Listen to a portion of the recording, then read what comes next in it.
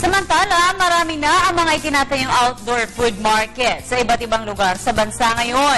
Nauuso na rin ang pagtatayo ng mga ito sa gabi na talaga namang tinatangkilik ng ating mga kababayan. Dinayo ito ni Elizabeth Cachin at narito ang kanyang In Ka Na Ba? Ako'y ina, nakikipagsabayan na talagang naiiba. Ang mga Pinoy, hilig talaga ang pagkain, kaya naman napakaraming food business ang matatagpuan sa bansa. At dahil uso ang night market ngayon, in na rin ang mga food night markets. Merkato o bansyeto, yan ang ilan sa mga tawag sa food night markets na ito. Flavors naman ang tawag sa food night market sa mall na ito sa Cubao, Quezon City. Lahat ng klase ng pagkain at cuisine ay matatagpuan mo dito.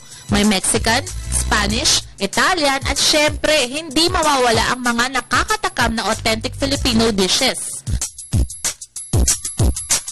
Di lang yan, dahil todo na sa dami ng pagkain, may iba't ibang street foods din kayong matitikman. At hindi rin dapat isnabin ang kanilang mga desserts. May banda pa na siyak na lalong magpapasaya sa inyong pagbisita dito. Different variety foods, tapos affordable siya, tapos malapit pa. So, maraming selection. So, hindi siya. Masarap. Maraming choices. Sa mga budget conscious naman, tiyak na mag-e-enjoy kayo dito dahil mura at masarap ang mga pagkain. Kaya naman kung food trip ang gusto nyo, sugurin na ang mga Ina Food Night Markets na malapit sa inyo. Ina na ba? Kami, ina! Para sa Telebisyon ng Bayan, Elizabeth Cachin.